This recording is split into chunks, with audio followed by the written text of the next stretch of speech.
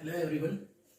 Last lecture में हमने बात कर ली थी कि मैटर की कितनी स्टेट्स होती हैं। हमने पढ़ लिया था कि 3 स्टेट्स होती हैं।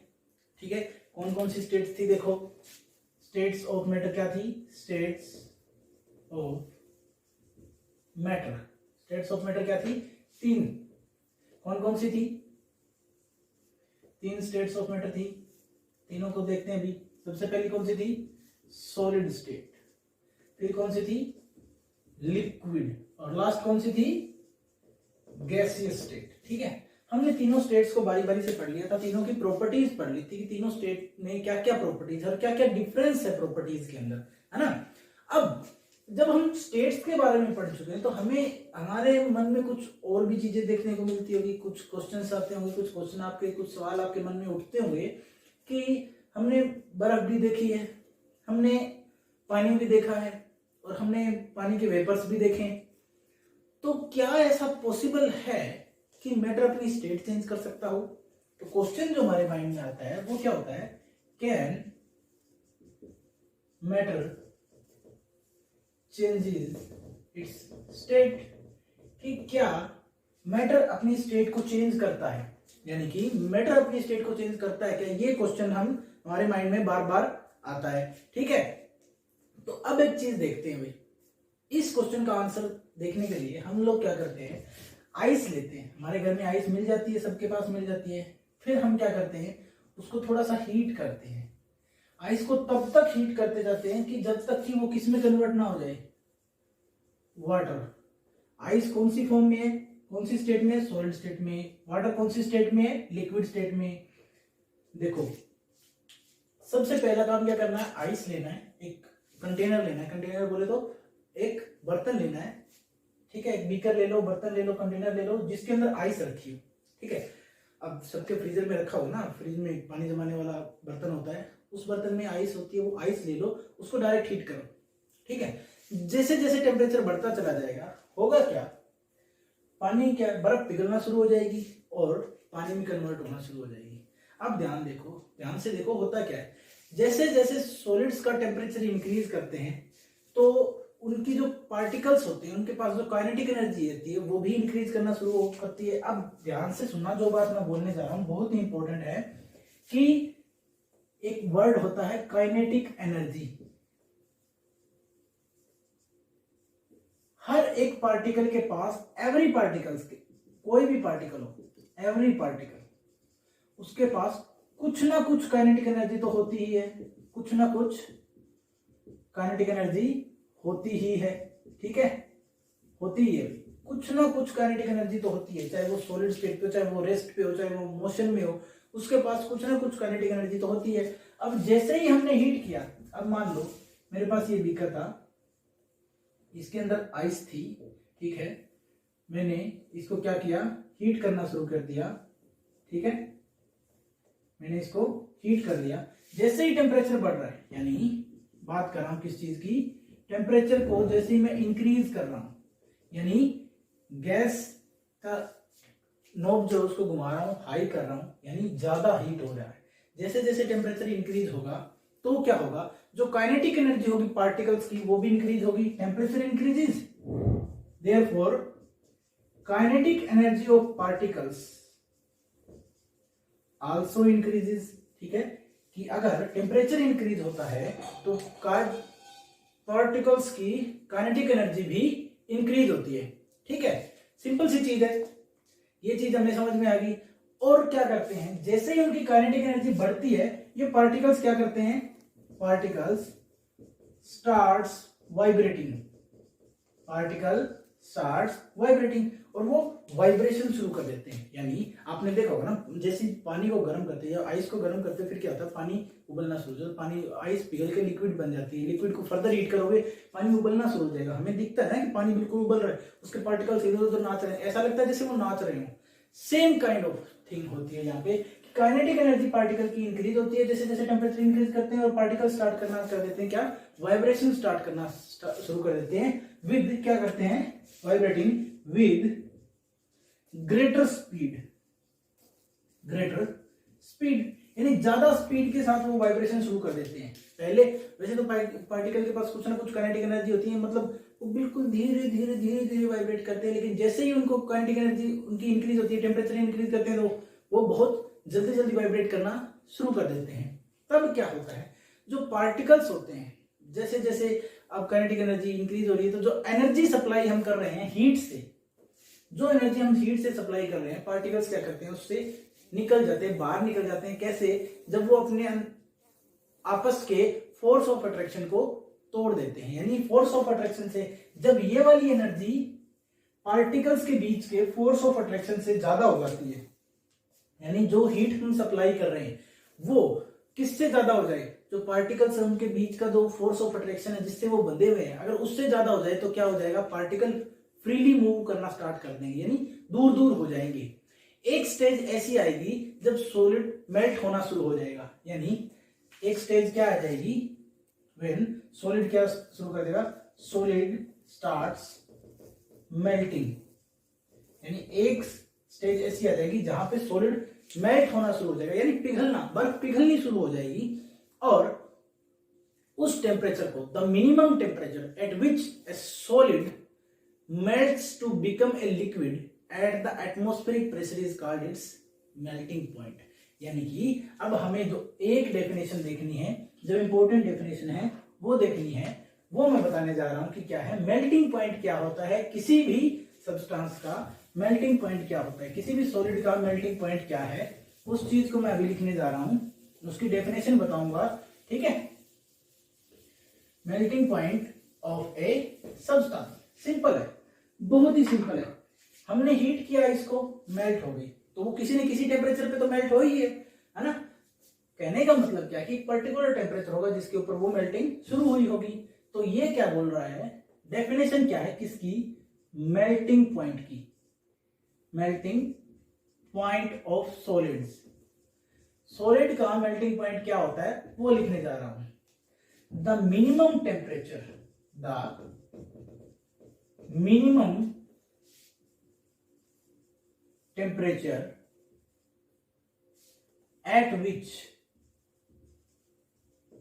solid starts to melt at atmospheric pressure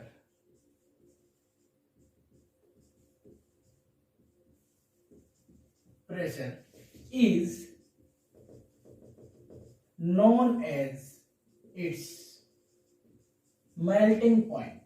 melting point कहने का मतलब क्या है कि the minimum temperature at which solid starts to melt at atmospheric pressure is known as melting point. कहने का मतलब क्या है, जो एटमॉस्फेयर का प्रेशर है उसी पे एक ऐसा टेम्परेचर आएगा, वो मिनिमम टेम्परेचर होगा, कम से कम टेम्परेचर, ऐसा कम से कम टेम्परेचर जिसके ऊपर सॉलिड मेल्ट करना शुरू हो जाए, वो क्या होता है, उसका मेल्टिंग पॉइंट होता है। फॉर एग्जांपल आइस की बात करें तो melting point of ice is equal to 0 degree Celsius. 0 degree Celsius पे मेल्ट होना शुरू हो जाता है, वो किसके इक्वल होता है, 273.15 केल्विन, 0.15 केल्विन के। और ये होता है क्या, केल्विन। और केल्विन क्या होती है, टेम्परेचर की एसआई यूनिट होती है। एसआई यूनिट किसकी होती है, केल्विन, टेम्परेचर की एसआई यूनिट होती है। डिग्री सेल्सियस एसआई यूनिट नहीं होती है टेम्परेचर की, केल्विन होती है एसआई यूनिट। ठीक है, 0 डिग्री सेल्सियस में 273.15 केल्विन होता है, यानी 0 डिग्री सेल्सियस और 273.15 केल्विन एक ही टेम्परेचर है। ठीक है, लेकिन अलग अलग यूनिट्स में लिखा है बस। अब जब सॉलिड को हीट किया, वाटर में बना, यानी लिक्विड में चेंज हो गया, तो ऐसे ही क्या, जैसे सॉलिड उसको हीट किया, वो किस में चेंज हुआ, लिक्विड में। अगर उसको फर्दर हीट कर दें तो वो किस में चेंज हो जाएगा, गैस में। यानी कि अगर पानी को फिर और ज्यादा हीट करो, पानी को और ज्यादा हीट करो, तब वो किस में कन्वर्ट हो जाएगा, तब वो किस में कन्वर्ट हो जाएगा, गैस में कन्वर्ट हो जाएगा, यानी वाटर वेपर्स में कन्वर्ट हो जाएगा। इसका मतलब क्या है कि एक स्टेट दूसरी स्टेट में चेंज हो सकती है। कहने का मतलब क्या है कि मैटर अपनी स्टेट को चेंज कर सकता है। अब एक चीज ध्यान देने की है, वो क्या है कि जब सॉलिड लिक्विड में कन्वर्ट हो रहा होता है, तो जब सॉलिड मेल्ट होता है तो उसका टेम्परेचर जो होता है ना, वो सेम रहता है। क्या बात है कि कहने का मतलब क्या है कि जब सॉलिड ने मेल्ट होना शुरू किया, यानी मेल्टिंग जब शुरू हुई, मेल्टिंग की स्टार्टिंग की बात कर रहा है, ठीक है, तब से लेकर जब वो मेल्ट हो जाए कंप्लीटली, यानी कंप्लीटली मेल्ट हो जाए, यानी जब से मेल्टिंग शुरू होती है तब से लेकर जब वो कंप्लीटली मेल्ट हो जाए तब तक क्या होता है, तब तक उसका टेम्परेचर सेम रहता है, बढ़ता नहीं है, यानी एनर्जी सेम रहती है। सेम कहने का मतलब क्या है, ये टेम्परेचर जो होता है ये सेम रहता है, यानी जैसे ही बर्फ पिघलना शुरू कर देती है, जिस पॉइंट पे वो, जिस टेम्परेचर पे वो पिघलना शुरू करती है, उसके बाद जब तक वो कंप्लीटली मेल्ट नहीं होती तब तक उसका टेम्परेचर नहीं बढ़ता है। कहने का मतलब क्या है कि अब जब हम तो कंटिन्यूअसली हीट दे रहे हैं उसको, लेकिन मेल्टिंग पॉइंट से लेके कंप्लीटली मेल्ट होने तक उसका टेम्परेचर बढ़ ही नहीं रहा है। ऐसा क्यों, क्या हुआ होगा कि ऐसा हो रहा है? उसके पीछे रीजन क्या है कि जो हीट होती है वो किस में यूज हो जाती है, by changing the state by overcoming the force of attraction. यानी वो हीट किस में यूज हो रही होती है, हम जो हीट सप्लाई करें वो किस में यूज हो रही है कि स्टेट चेंज होने में, यानी सॉलिड से लिक्विड में जाने में यूज हो रही है। और कैसे, ताकि जो पार्टिकल्स उनके बीच का फोर्स ऑफ अट्रैक्शन को तोड़कर यूज हो रही है, यानी हम इतनी हीट सप्लाई कर रहे हैं कि उनके बीच का फोर्स ऑफ अट्रैक्शन खत्म हो जाता है या टूट जाता है, ठीक है। अब ऐसा देखा गया कि जो आइस है वो अपना टेम्परेचर चेंज किए बिना मेल्ट होती है, ठीक है। अब क्या कहता है कि जो आइस है वो अपना टेम्परेचर चेंज किए बिना, it is considered that it gets hidden into, जो हीट होती है। अब हमने क्या देखा कि आइस अपना टेम्परेचर चेंज किए बिना कुछ देर तक अपना टेम्परेचर चेंज किए बिना मेल्ट होती रहती है, तो वो हीट कहां गई जो हमने सप्लाई की उस टाइम पे, उस दौरान जो हमने एनर्जी दी, जो हीट दी हमने, वो कहां गई? तो वो कहां गई, ऐसा माना जाता है कि वो हीट कहां छुप गई, वो उस जो बर्तन हमने लिया है उसके कंटेंट्स में छुप गई, यानी द हीट। अब वो हीट कहां गई? The heat gets hidden into the contents of beaker, यानी जो हमने बीकर लिया है उसके कंटेंट में छुप गई है हीट, वो जो एक्स्ट्रा हीट हमने सप्लाई की है, और इसी वजह से वो टेम्परेचर चेंज नहीं हो रहा है, यानी कि वो हीट कहां छुप गई, वो कंटेंट ऑफ बीकर में छुप गई। यानी बीकर जिस मेटल का बना हुआ है या जिस मैटर का बना हुआ है उसके बीच के पार्टिकल के बीच में गैप होगा, वो हीट वहां छुप जाती है। सिंपल सी बात है, ठीक है। अब कहना क्या चाहते हैं कि और इसी हीट को, जो हीट हमने एक्स्ट्रा सप्लाई की किसके दौरान, मेल्टिंग स्टार्ट होने से लेकर मेल्ट होने तक जो टेम्परेचर चेंज नहीं हुआ उस टाइम वाली जो हीट थी वो कहां छुप जाती है? कंटेंट ऑफ बीकर में। And it is known as latent heat. इसको क्या बोलते हैं? लेटेंट हीट बोलते हैं। ये वर्ड इंपॉर्टेंट है। लेटेंट हीट किसको बोलते हैं? वही हीट जो हम सप्लाई तो करते हैं लेकिन यूज नहीं होती आइस के द्वारा, यानी वो मेल्टिंग शुरू होने से लेकर मेल्टिंग तक वो हीट, टेम्परेचर बढ़ता नहीं है। टेम्परेचर नहीं बढ़ रहा है, इसका मतलब हमारी जो हीट सप्लाई है वो वेस्ट हो रही है, क्योंकि हम तो हीट कंटिन्यूसली दे रहे हैं ना। अगर हम हीट दे रहे हैं और टेम्परेचर नहीं बढ़ रहा तो मतलब कुछ तो फंडा है। और फंडा क्या है कि वो हीट जो होती है वो छुप जाती है कहाँ? बीकर के कंटेंट्स में। जो बीकर के कंटेंट है ना, बीकर के साइड वॉल्स है, वहां वो हीट छुप जाती है। यानी बीकर भी तो गर्म होता है ना। एक्चुअल में बीकर को पहले गर्मी मिलती है, हीट बीकर को पहले मिलती है, आइस तक बाद में पहुंचती है ना। तो वो हीट वहां छुप जाती है, एक्स्ट्रा हीट, ठीक है। और उसी को हम क्या बोल देते हैं? लेटेंट हीट बोल देते हैं।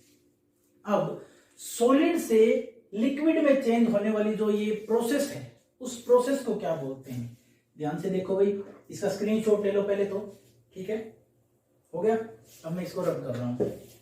सॉलिड से जब लिक्विड में चेंज होने वाली जो प्रोसेस है, उस प्रोसेस को क्या बोलते हैं?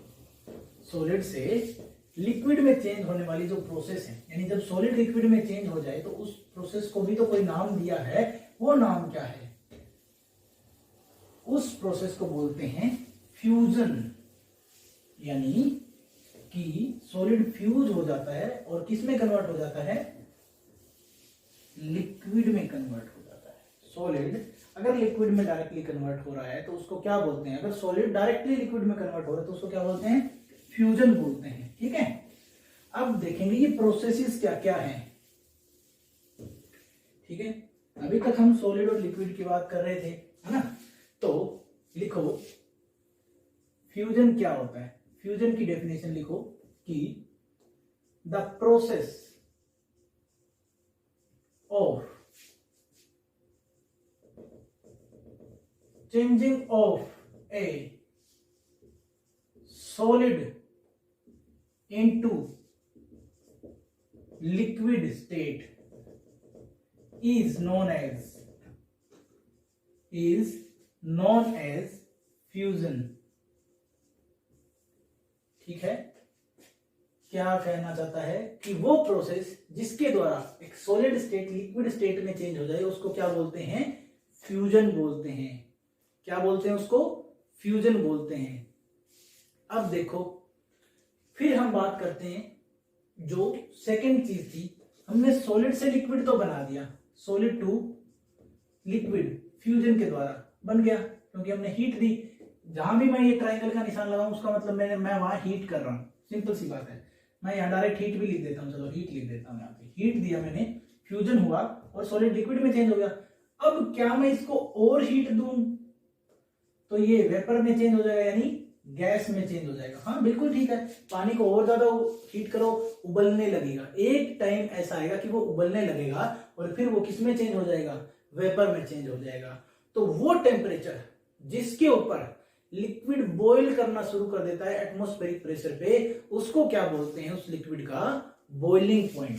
तो बॉइलिंग पॉइंट की डेफिनेशन लिखो, boiling point of a liquid. ठीक है, the temperature at which a liquid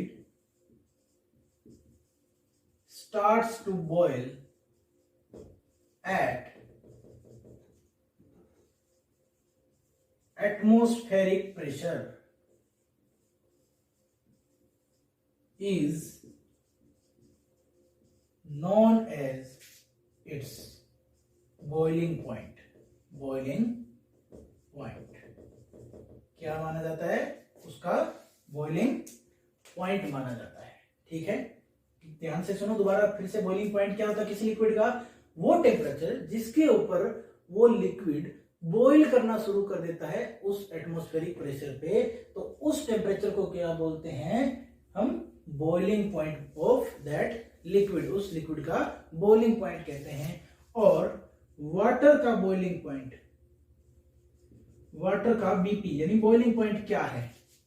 100 degree Celsius, और वो किसके इक्वल होता है? 373 केल्विन के इक्वल होता है। ये होता है वाटर का बॉइलिंग पॉइंट। यानी सॉलिड लिक्विड में कन्वर्ट हुआ फ्यूजन के द्वारा, और ज्यादा हीट किया, वेपर यानी गैस में कन्वर्ट हुआ, और जब लिक्विड गैस में कन्वर्ट होता है तो उसको क्या बोलते हैं? उसको बोलते हैं वेपोराइजेशन। क्या बोलते हैं उस प्रोसेस को? वेपोराइजेशन। वेपोराइजेशन की डेफिनेशन क्या है? वेपोराइजेशन की डेफिनेशन क्या है? लिखो, वेपोराइजेशन क्या होता है? The process of changing of a liquid into gaseous और vapor state is known as vaporization। Vaporization simple सी चीज है, बिल्कुल ही एग्जांपल, सिंपल एग्जांपल, वाटर का वेपर में चेंज होना। ठीक है, वो प्रोसेस जिसके थ्रू कोई लिक्विड अपनी गैसियस फॉर्म में या गैसियस स्टेट में या वेपर स्टेट में चला जाता है, उस प्रोसेस को क्या बोलते हैं? वेपोराइजेशन बोलते हैं। ठीक है, अब चेंज ऑफ स्टेट है वो ऐसे भी हो सकता है कि सॉलिड डायरेक्टली लिक्विड में चेंज हुए बिना डायरेक्टली गैस बन जाए। पॉसिबल है क्या? ऐसा पॉसिबल है? बिल्कुल ऐसा पॉसिबल है कि सॉलिड डायरेक्टली किस में चेंज हो जाए, वेपर में चेंज हो जाए। अब ये डेफिनेशन तो आपने लिख ली होगी, मैं रब कर रहा हूं, ठीक है, स्क्रीनशॉट ले लो एक बार, हो गया। तो अब मैं इनको रब कर रहा हूं। अब मैं वो चीजें या वो प्रोसेस डिस्कस करने जा रहा हूं जो जिनके अंदर क्या है, एक स्टेट किसी दूसरी स्टेट में डायरेक्टली चेंज हो रही है और बीच में कोई और स्टेट आ ही नहीं रही है। जैसे नॉर्मली अगर हम आइस को हीट करते हैं तो सबसे पहले क्या होती है, वो लिक्विड स्टेट में चेंज होती है, यानी सॉलिड से लिक्विड में जाती है, और फिर उसको और ज्यादा हीट करते हैं तो वो किस में कन्वर्ट हो जाती है, वेपर में कन्वर्ट हो जाती है। यानी उसके बीच में सॉलिड से वेपर में जाने के बीच में क्या आती है, एक लिक्विड स्टेट भी आती है। लेकिन कुछ एग्जाम्पल ऐसे भी होते हैं जिनके अंदर ये बीच वाली स्टेट आती नहीं है। अब उस चीज को समझते हैं। देखो भाई, ऐसी स्टेट अगर सॉलिड, एक ऐसी स्टेट आएगी जिसमें क्या होगा, सॉलिड डायरेक्टली चेंज हो जाता है किसके अंदर, गैस में।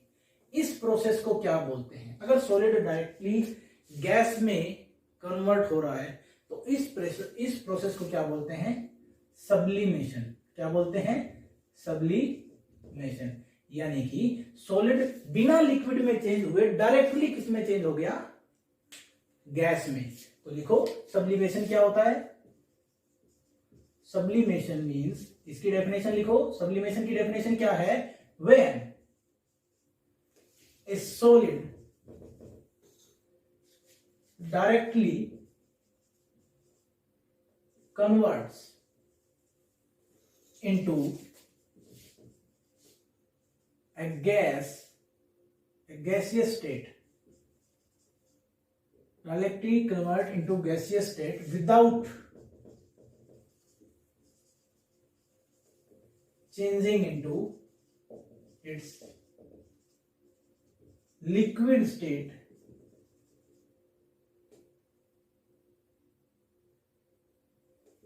is known as sublimation.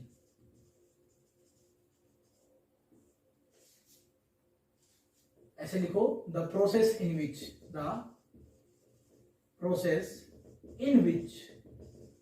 a solid directly converts into gaseous state without changing into its liquid state is known as sublimation. उस प्रोसेस को हम क्या कहेंगे, सब्लिमेशन। यानी सॉलिड से डायरेक्ट कन्वर्ट हो जाए गैस में बिना लिक्विड में चेंज हुए, उसको क्या बोलेंगे, सब्लिमेशन। और गैस से डायरेक्टली सॉलिड हो जाए, यानी गैस से डायरेक्टली किसमें कन्वर्ट हो जाए, सॉलिड, यानी ऊपर वाली प्रोसेस सब्लिमेशन का उल्टा, उसको क्या बोलते हैं, डिपोजिशन प्रोसेस। क्या बोलते हैं, डिपोजिशन।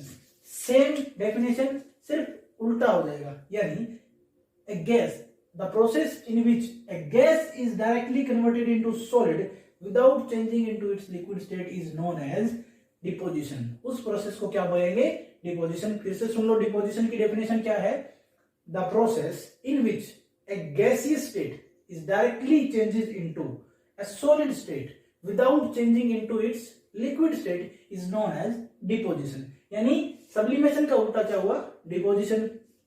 अब देखो, ऐसे ही सारी स्टेट्स आपस में चेंज होती हैं, तो मैं उनका एक ट्रायंगल बना रहा हूं, सिंपल सा, जो तुम्हारी बुक में भी दिया होगा, एनसीईआरटी में। यहां मेरे लिए क्या है, लिक्विड स्टेट है, ठीक है। यहां मेरे लिए क्या है, सॉलिड स्टेट है, और यहां मेरे लिए क्या है, गैसियस स्टेट, ठीक है। तीनों है। मैं हर एक प्रोसेस लिख रहा हूं कि क्या होता है।